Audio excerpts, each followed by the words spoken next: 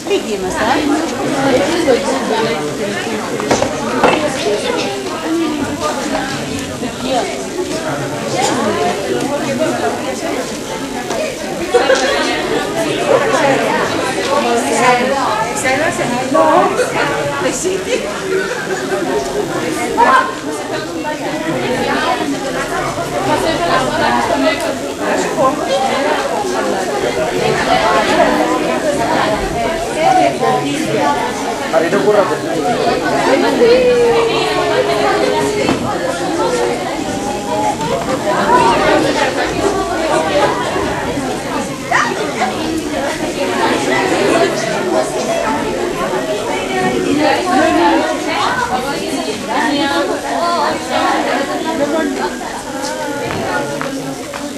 Παρακαλώ την υπερμάχο να κλείσετε την πόρτα.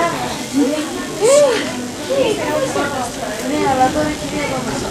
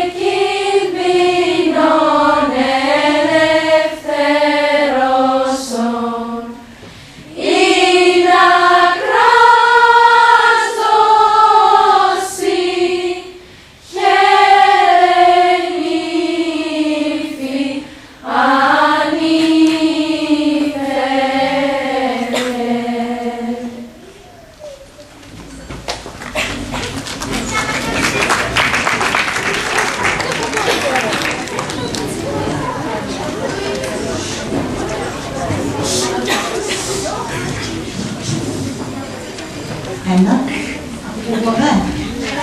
Λίγο, κάποιοι λίγο δυνατά. Εξοχότατε κύριε Πρέσβη, κύριε Πρόεδρε της Ελληνικής Κοινότητας, κύριε Πρόεδρε του Ολυμπιακού, πανουσιολογιότατε, κυρίες και κύριοι και αγαπητά μας παιδιά. Σήμερα 21 Μαρτίου του 2010 και η μνήμη ανατρέχει σε 3 σημαντικά γεγονότα. Και τα 3 τα γιορτάζουμε την ίδια μέρα, αν και αφορούν διαφορετικές πτυχές της ανθρώπινης ψυχής. Αφού το ένα γεγονός είναι θρησκευτικού περιεχομένου, το δεύτερο είναι εθνικό και το τρίτο αφορά τη φύση γύρω μας. Αρχικά φαίνεται ότι αυτά τα 3 δεν συνδέονται μεταξύ τους, εντούτοις η ελληνική παράδοση αποκλείεται να τα συνέδεσει τυχαία. Οι πράγματι έχουν ένα κοινό. Πρόκειται για 3 θαύματα. Πρώτα λοιπόν γιορτάζουμε τον Ευαγγελισμό της Θεοτόκου. Την ημέρα που ο Θεός, ο Άγιος, ο άπειρος και ο ακατάληπτος, διαστόματος του Αρχαγγέλου Γαβριήλ, ευαγγελίζεται, ανακοινώνει με χαρά, ότι η Μαρία, μια γυναίκα απλή 2010 χρόνια πριν, αν και παρθένος και ανήμφευτος, κυοφορεί θεϊκό σπέρμα και πρόκειται να γεννήσει Θεό ενσαρκωμένο, τον Χριστό. Σε πολλούς αδιανόητο και σε ακόμα περισσότερους απίστευτο. Για μας, τους κοινούς ανθρώπους, το γεγονός αυτό αποτελεί ένα θαύμα. Αφού το πνεύμα, ο Θεός, αόρατος στο ανθρώπινο μάτι, επικρατεί επί της ύλης και την εξουσιάζει. Και έτσι η Μαρία ξεπερνά τα ανθρώπινα μέτρα και θεώνεται. Το δεύτερο χαρμόσυνο γεγονός που γιορτάζουμε σήμερα είναι η επέτειος της Εθνικής Παλιγενεσίας, η Επανάσταση των Ελλήνων κατά των Οθωμανών το 1821. Επί 368 χρόνια, συνηθίζουμε να το στρογγυλεύουμε σε 400, το ελληνικό έθνος έζησε υπόδουλο σε ένα άλλο έθνος, μάλιστα βαρβαρικό. Δεν συνειδητοποιούμε πάντα τι σημαίνει 400 χρόνια. Ίσως αν σκεφτούμε ότι πολλές φορές χρησιμοποιούμε στην καθημερινότητά μας την έκφραση 50 χρόνια, μια ολόκληρη ζωή, ίσως τότε μπορέσουμε να συνειδητοποιήσουμε τι θα πει πόσες ζωές είναι τα 400 χρόνια. Ένα έθνος με πολιτισμό ανυπέρβλητο, με ένα πνεύμα που έδωσε φως ζωής και γνώσης σε όλους τους αρχαίους λαούς. Στερείται επί 400 χρόνια την ελευθερία του, όχι μόνο πολιτικά, εδαφικά και οικονομικά, αλλά στερείται τη σημαντικότερη ελευθερία όλων, την πνευματική. Δεν του επιτρέπεται να μιλήσει τη γλώσσα του, ούτε να μορφωθεί σύμφωνα με τις παραδόσεις του, ούτε να λατρέψει το Θεό του. Όλα αυτά έπρεπε να τα κάνει κρυφά. Οι υπόλοιποι λαοί της Ευρώπης σχεδόν έχουν ξεχάσει την ύπαρξή τους. Και μόνο η μελέτη των αρχαίων Ελλήνων συγγραφέων, και μάλιστα πολύ αργότερα, αφού η Ιερά Εξέταση της Δύσης είχε αποδυναμωθεί, αυτό μόνο θύμιζε ότι κάποτε υπήρξαν Έλληνες. Κι όμως αυτός ο καταπονημένος, σκυφτός επί 4 αιώνες λαός, καταφέρνει να ορθώσει ξανά το παράστημά του και να επαναστατήσει οργανωμένα. Γιατί η Ελληνική Επανάσταση του 1821 δεν ήταν ένα ταξικό ξεσήκωμα με διεκδίκηση καλύτερων συνθηκών εργασίας ή μισθών. Δεν θυμίζει τίποτε από τις άναρχες σύγχρονες εξεγέρσεις που συνοδεύονται από βανδαλισμούς. Αντίθετα, οργανώθηκε μεθοδικότατα από τη Φιλική Εταιρεία, μια μυστική οργάνωση, της οποίας τα ιδρυτικά μέλη ήταν Έλληνες της Διασποράς, κατοικούσαν εκτός Ελλάδος. Εξαπλώθηκε σταδιακά σε όλη την ελληνική γη, έπεισε τους άλλους ευρωπαϊκούς λαούς για το δίκαιο του αγώνα, βρήκε υποστήριξη από φιλέλληνες, μη Έλληνες και κατάφερε να παρακάμψει την αριθμητική υπεροχή ενός δυναστικού λαού. Επρόκειτο λοιπόν κατά κοινή παραδοχή και ένα θαύμα, που ήταν τόσο απίστευτο και αυτό, ώστε να αποτυπωθεί σε κάθε μορφή τέχνης παγκοσμίως και ακόμα να αποτελέσει έμπνευση και παράδειγμα για αγώνες ανεξαρτησίας άλλων λαών αργότερα στην ιστορία. Το πνεύμα λοιπόν, για άλλη μια φορά, επικρατεί της ύλης και όπως η Παναγία ως εκ θαύματος θα γεννήσει τον Χριστό, έτσι και η Επανάσταση του 1821 ως εκ θαύματος θα γεννήσει μια νέα Ελλάδα. Το τρίτο γεγονός που γιορτάζουμε σήμερα, που αφορά το φυσικό περιβάλλον, είναι 21 Μαρτίου και επισήμως μπαίνει η Άνοιξη. Αν κινηματογραφήσουμε ένα τοπίο παγωμένο, από τον χειμώνα νεκρό και τη μεταμόρφωσή του σε ένα καταπράσινο ανθισμένο λιβάδι και μετά το προβάλλουμε σε γρήγορη κίνηση, τότε θα δούμε να συντελείται πάλι μπροστά στα μάτια μας ένα θαύμα. Το πέρασμα από το θάνατο του χειμώνα στο ξεφάβημα ζωής της ανοιξιάτικης φύσης. Σήμερα λοιπόν 3 χαρμόσυνα γεγονότα, 3 θαύματα. Η σημερινή είναι μια σχολική γιορτή. Κάποιοι ίσως σκέφτονται πως οι σχολικές γιορτές που σχετίζονται με εθνικές κυρίως επαιτίους, όπως η σημερινή, δεν έχουν κανένα στόχο στις μέρες μας, αφού τα έθνη δεν είναι πλέον ανοιχτή. Τα σύγχρονα κράτη αποτελούνται από πολίτες προερχόμενους από διαφορετικές πατρίδες. Εγώ θα διαφωνήσω. Και αναρωτήθηκα τι σημαίνει η λέξη πατρίδα για μένα. Απάντησα Ελλάδα, έτσι με πολύ χαρά και με έντονη συναισθηματική φόρτιση μιας και βρίσκομαι μακριά της. Και ύστερα αναρωτήθηκα τι σημαίνει Ελλάδα για μένα. Και τότε έφερα στο νου μου διάφορες εικόνες. Η φύση, οι άνθρωποι, συγγενείς και μη, ένας τόπος γνώριμος, όπου νιώθω ασφάλεια, Ένας τόπος με τον οποίο συνδέομαι συναισθηματικά για ποικίλους λόγους, κάτι σαν μητέρα, πατέρας, όλα αυτά μαζί. Αυτό λοιπόν τον τόπο, που τόσο γλυκές εικόνες μου πρόσφερε, ένιωσα ότι όχι μόνο αγαπώ και σέβομαι, αλλά επίσης οφείλω να προστατεύσω από οποιαδήποτε απειλή και θέλω. Φαντάζομαι ότι την ίδια άποψη θα είχε οποιοδήποτε άνθρωπος, από όποια χώρα και αν προερχόταν. Η λέξη πατρίδα, επομένως, απηχεί συναισθήματα και μάλιστα έντονα. Γι' αυτό μέσα από τέτοιες γιορταστικές εκδηλώσεις, κυρίως σχολικές, δεν διδάσκουμε ουσιαστικά ιστορία.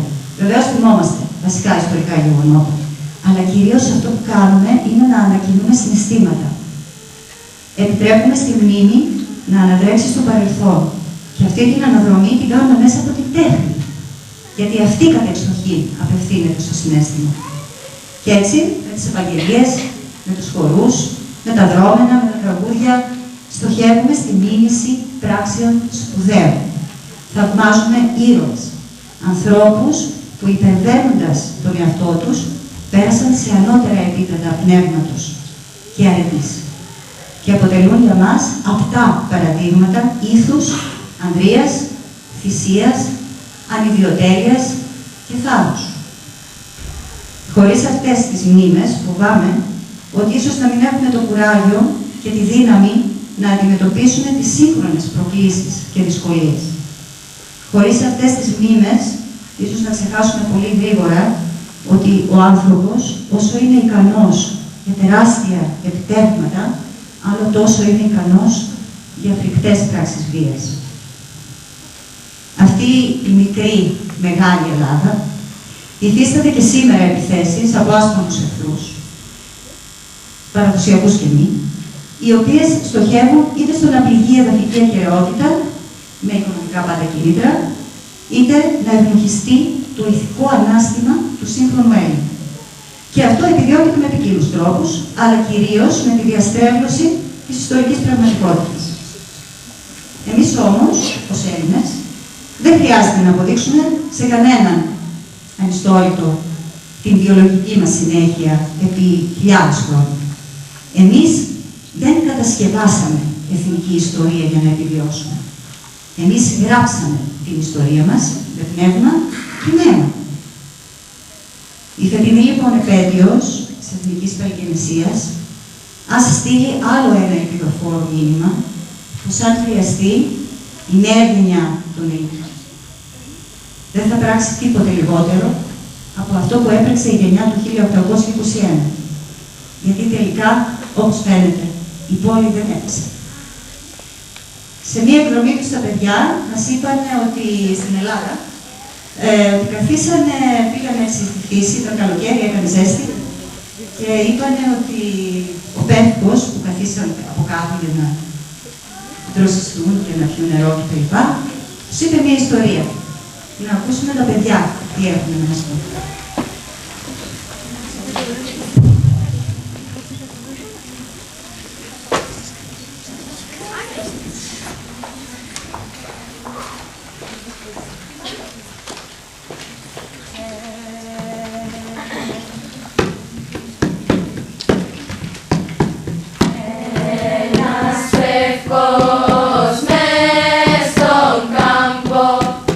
Γέρας ο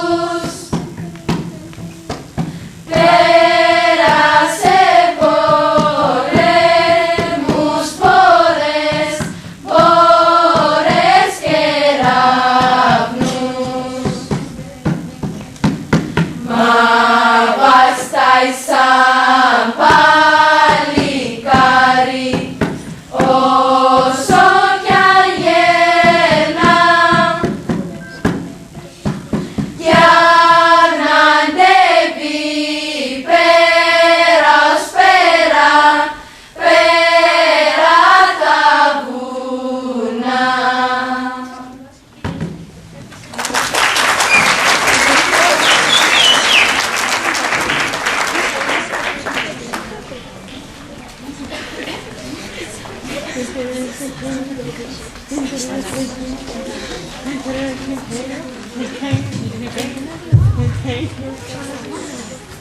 κι αν στάψεις αυτή τη γη, τα σπλάχνα της γεννούν ιστορία. Ό,τι κι αν φυτρώσει σε αυτή τη γη, θα είναι ποτισμένο με αίμα. Όποιο τραγούδι κι αν ακουστεί, θα είναι το πάντομα χαράς και πόνο. Γη των Θεών φροντίδα, Ελλάς, ηρώων μητέρα. Φίλοι, οικία πατρίδα μου, νύχτα δουλεία σε σκέφασα, νύχτα αιώνια.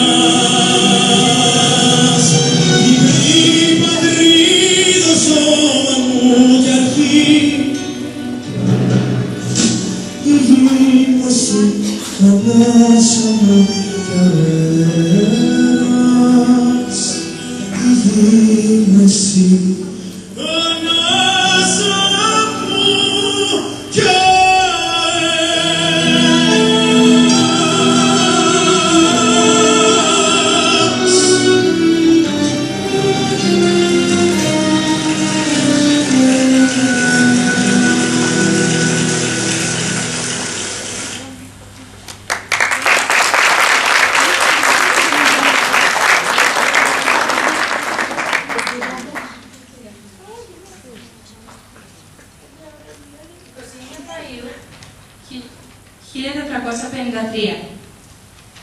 Μέρα από Φράδα. Θρήνος. Πήραν την πόλη Ακαρινή. Τούρκευση βασιλεύουσα. Μετά την άλωση της Κωνσταντινούπολης, του ακριβότερου μνημείου του ελληνοχριστιανικού πολιτισμού, επί 400 χρόνια θα ζήσει το έθνος. Στέρηση προσωπικής και θρησκευτικής ελευθερίας. Ταπείνωση, ατίμωση, παιδομαζώματα, εκβιασμούς, εχμαλωσίες, αβάσταχτες φορολογίες, οπισθοδρόμηση υλική και πολιτιστική. Ποτέ στην ελληνική ιστορία, πολύ που χάθηκε, δεν θυμήθηκε με τόσο καημό, τόση πίκρα και νοσταλγία όπως η Κωνσταντινούπολη. Εκτός ίσως από τη Σμύρνη, 469 χρόνια μετά. Το πρόσωπο του πολέμου και της σκλαβιάς είναι το ίδιο σκληρό ανά τους αιώνες.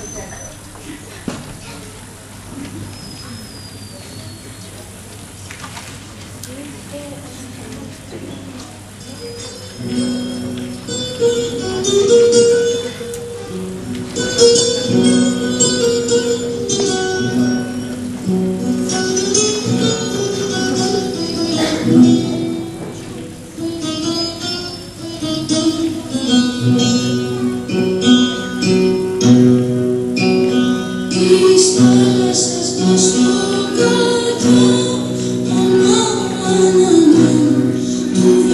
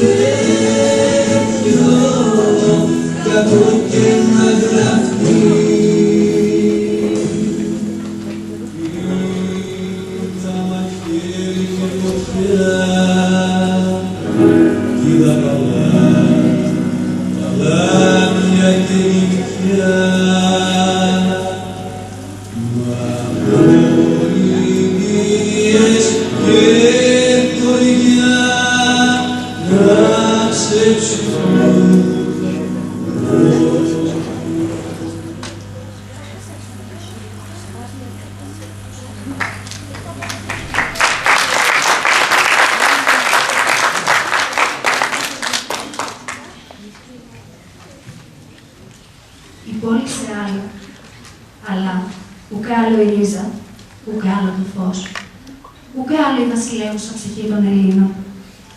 Μα ό,τι κι αν γίνει, εμείς θα επιζήσουμε. Άνθρωποι κατοικούν μες στο πνεύμα της ελευθερίας, αμέτρητοι. Άνθρωποι όμορφοι μες στη θυσία τους. Άνθρωποι. Ένας μεγάλος καταβλισμός είναι η έννοια της αρετής. Το ότι πέθαναν δεν σημαίνει πως έπαψαν να υπάρχουν εκεί.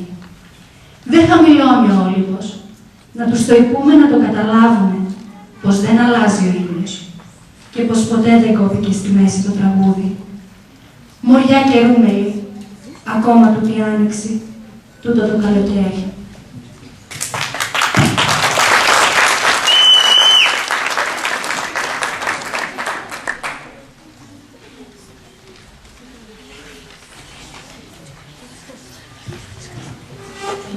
Μαρτίου του 1821, ακριβώς 189 χρόνια πριν, η πίστη κάνει το όνειρο πραγματικότητα.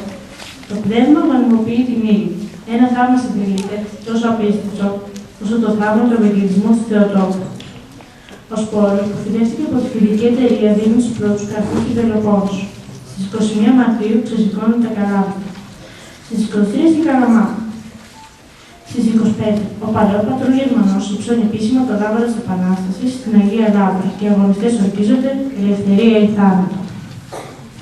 Ο φρέσκος αέρας του ενθουσιασμού φυσάει και στα νησιά, και στη Στερεά και στη Θεσσαλία και στη Μακεδονία. Μα ο Γαρινός ζητάει εκδίκηση. Πώς τόλμησε ο Ρεγιάς να σηκώσει κεφάλι. Ο Πατριάρχης Κωνσταντινούπολης Γρηγόρης Πέτρος κατηγορείται από τους Οθωμανούς για προδοσία και για ανακίνηση επανάσταση. Απαγχωνίζεται και ο νεκρός του παραδείγματος στον νόμο. Ύστερα από πρωτοφανή ακτινοδία και σκύλωση, το σώμα του δένεται σε μια πέτρα και καταποντίζεται στα νερά του Σπόρου.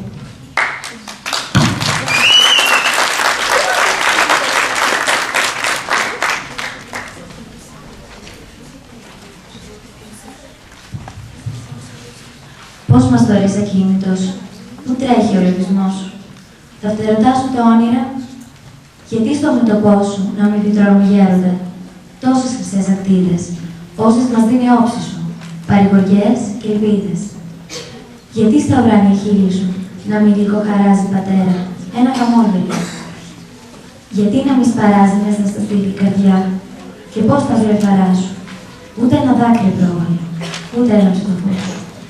Ολόγυρά σου, τα βουνά και οι λόγοι στολισμένοι, το λυτρωτή τους χαιρετούν. Η θάλασσα αγριωμένη, από μακριά σε γνώρισε, και με αφρισμένο στόμα φιλί, πατέρα μου δικέ, το ελεύθερο το χώμα, που σε κρατεί στα σπλάχνα. Θυμάται τη μέρα που πατέρα μου σε δέχτηκε. Θυμάται στο λαιμό σου, το ματωμένο το σκοινί, και στα ίδια πρόσωπό σου, τα άτιμα τεραπίσματα, το βόγκο, τη λαχτάρα, του κόσμου την κοσμοπολή. Θυμάται την αντάρα, την πέτρα που σου εκρέμασα, τη γύμνια του κορμιού σου, το φοβερό το ανέβασμα του καταποντισμού σου. Το μάρμαρο μένει λιγό και δεν μείνει ακόμα, ποιος ξέρος πότε αμήλυτο το νεκρικό σου στόμα. Κοιμάται και ονειρεύεται και τότε θα ξυπνήσει, όταν στα δάση, στα βουνά, στα πέλαγα, βροντίσει το φοβερό μας κήρυγμα. Χτυπάτε, πολέμαρχοι, μη λησμονείτε το σκηνή, παιδιά του Πατριάρχη.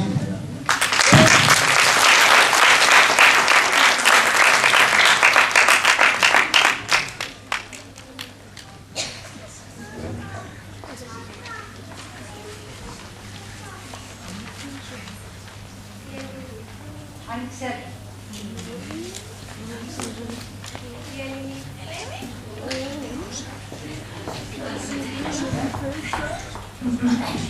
Η ελληνική ψυχή ήξερε πάντα να κάνει τη πίκρα της χορό, το πόνο της τραγούδι. Μέσα από τις φλόγες του πολέμου ξεπηδούν ήρωες, νικητές, αλλά και ήρωες, μάρτυρες.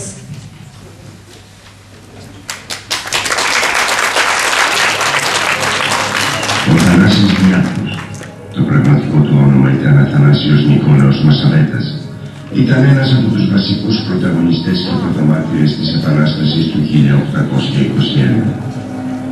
Γεννήθηκε στο χωριό της Άμμου Σουνίτσας του νομού Φωκίδας το 1788. Μοιήθηκε στην Φιλική Εταιρεία το 1818 και το 1820 έγινε αρματολός στην Λιβαδιά.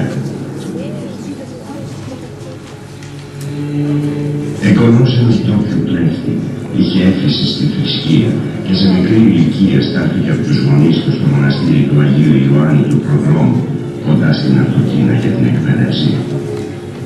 Έγινε μοναχός σε ηλικία 17 ετών και λόγω της αφοσίωσής του στη χριστιανική πίστη και της ιδίως συγκρασίας του έγινε πολύ γρήγορα διάνος.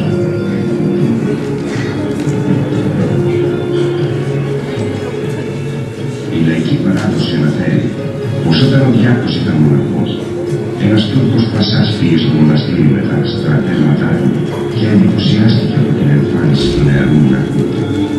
Ο Διάκος προσβλήθηκε από τα λεγόμενα του και μετά από χαρά τον σκότωσε.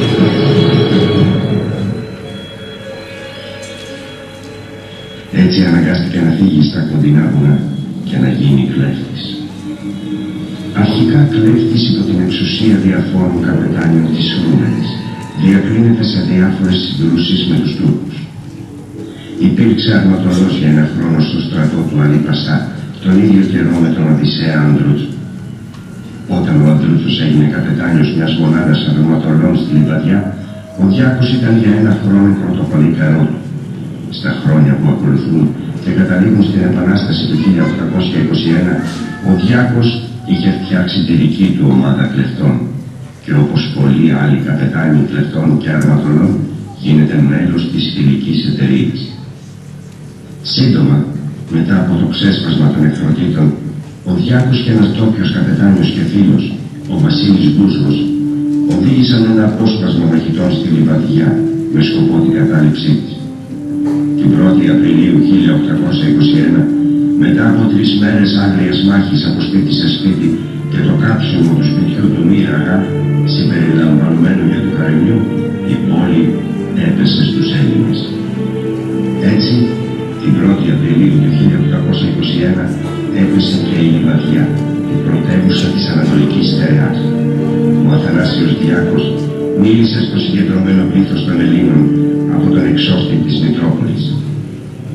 Ένα πλήθος που είχε μεθύσει από το γλυκό κρασί της Λευτεριάς που μόλις είχε δοκιμάσει. Τα τελευταία λόγια του ήταν 2 στίχοι από το Θούριο του Ρίγα.